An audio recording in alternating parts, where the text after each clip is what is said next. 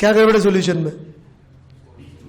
बीच में एक जगह ऐसी है जहां पे फोर्स वहीं तक ही तो पहुंचाना, आगे तो खुद चला जाएगा। यही है क्वेश्चन।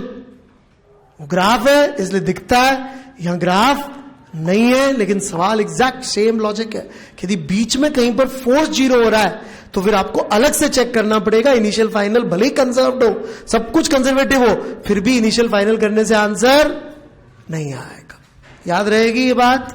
हम क्या सीख रहे हैं पता नहीं, आप ध्यान दे रहे कि नहीं दे रहे। जब एनर्जी कंजर्वेशन खत्म हो रहा है तो हम ये सीख रहे हैं कि ये कब फेल होता है, तभी तो पढ़ाई पूरी होगी। पढ़ाई सिर्फ यही थोड़ी होती है कब यूज करना है, पढ़ाई होती है कब यूज नहीं करना है, या क्या सावधानी है, प्रिकॉशंस यूज करते हुए क्या क्या गड़बड़ हो सकती है। भले ही सब कुछ फर्स्ट क्लास हो, एनर्जी कंजर्व ये वो मस्त सब कुछ चल रहा हो, फिर भी धोखा दे जाएगा यदि आपने ध्यान नहीं दिया।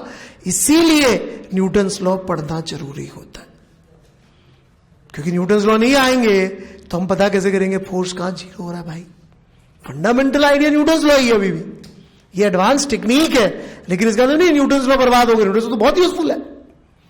अब देखेंगे तो आप पूरी मैकेनिक्स आपको एक साथ दिखनी शुरू होगी कि न्यूटन्स लॉ क्या रोल प्ले कर रहे हैं, आज भी प्ले कर रहे हैं और करते रहेंगे। They will always play role in physics. हमने एनर्जी सीखी, न्यूटन्स लॉ की जरूरत नहीं है तो सही।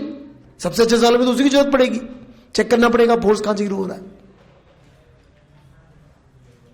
जो बच्चे इलेक्ट्रोस्टैट्स में आते, 2-4 बच्चे 12th क्लास में आते इलेक्ट्रोस्टैटिक्स, याद है सवाल S2 का, वो जो जेई का, वो मेरा नहीं, वो जेई का सवाल है। वो इलेक्ट्रोस्टैट्स में एग्जैक्ट ये सवाल, उसमें लग कुछ नहीं रही इलेक्ट्रोस्टैटिक्स, वर्क एनर्जी लग रही। मेरे से बच्चे पूछ रहे हैं 11th का सिलेबस कितना आता है जेई में। डायरेक्टली 30-40%, 30-40%, इनडायरेक्टली 70-80%, क्योंकि लगेगी तो सही वर्क एनर्जी। वो सवाल पूछ लो भाई, उसे वर्क एनर्जी ज्यादा लग रही है, इलेक्ट्रोस्टैट ज्यादा लग रही है? वर्क एनर्जी ज्यादा लग रही है उस सवाल। मतलब वर्क एनर्जी प्रिंसिपल सीख लिया, अभी स्प्रिंग के लिए सीखा, फिर इलेक्ट्रोस्टैट्स के लिए सीख लो, लेकिन सीखना वर्क एनर्जी प्रिंसिपल को अच्छी तरह से। समझ आई बात? क्योंकि लॉ फिजिक्स का है, पक्का याद रहेगी पहली चीज। दूसरी कंडीशन बहुत भारी है, ये पकड़ में नहीं आती, बहुत ही भारी है ये, राइट। जैसे अभी आपका ये एक सवाल अटका पड़ा है, वो स्प्रिंग ब्लॉक वाला इरोडोव का, राइट। आगे जाके मैं फिर दूंगा एक इरोडोव का सवाल, जो हो सकता है महीने भर तक भी ना हो आपसे सॉल्व, राइट। सिर्फ इसी वजह से क्योंकि आपको अगली कंडीशन भी समझ में नहीं आती है। यदि मैं यहां पर इसको 50 जूल 40 जूल जो भी एनर्जी है, काइनेटिक एनर्जी, ये दिशा में दे दूं और यहां जाके ऐसा हो रहा हो तो पहुंच जाएगा क्या? है? पहुंच जाए इधर से घूम के? इन्फिनिटी तो एक ही गांव है, माइनस इन्फिनिटी प्लस इन्फिनिटी एक ही गांव होगा कि डिफरेंट गांव है? डिफरेंट गांव, राइट। कभी भी नहीं पहुंचेगा, राइट। कमिंग बैक, यहां की एनर्जी आपने यहां के बराबर कर दी, वेरी गुड। अब जरा मेरी स्टोरी सुनिए ध्यान से। बीच में यदि कुछ ऐसा हो जाए तो गया गया गया गया गया, कोई टेंशन नहीं, यहां पहुंचा, वेलोसिटी है। मान लो टेंशन जीरो हो जाती है, पॉसिबल है कि टेंशन जीरो हो जाए? थोड़ा बुद्धि में जुड़ा लेंगे तो आपको दिखेगा। कैसे दिखेगा बताता हूं मैं। ये mg है, ध्यान से देखिएगा। mg रेडियल कंपोनेंट सप्लाई करने लग जाएगा जैसे ऊपर क्रॉस करेगा, और वेलोसिटी होगी ये कम।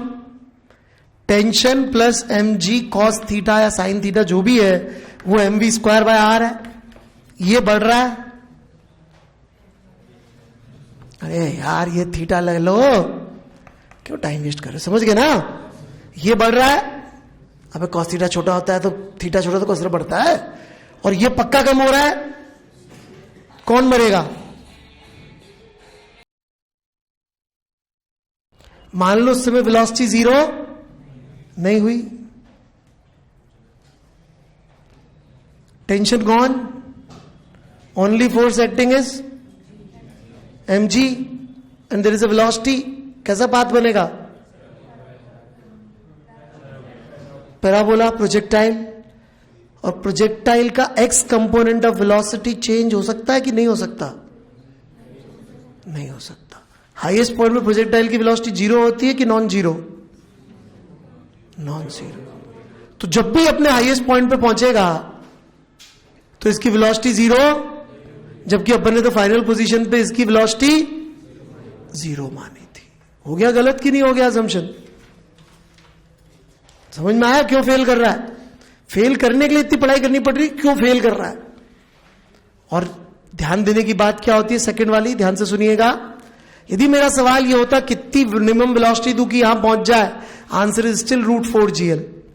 कितनी मिनिमम हॉरिजॉन्टल, जैसे ही मैंने कंडीशन डाल दी, एक कंडीशन या एक रिस्ट्रिक्शन लगा दिया मैंने मोशन पे, फिर मेरी भले ही एनर्जी इनिशियल फाइनल में कर लूं, हो सकता है आंसर ना है। इनिशियल फाइनल तो हम ये कर रहे हैं कि भाई मिनिमम कितना खर्चा लगेगा वहां जाने का, समझ मेरी बात।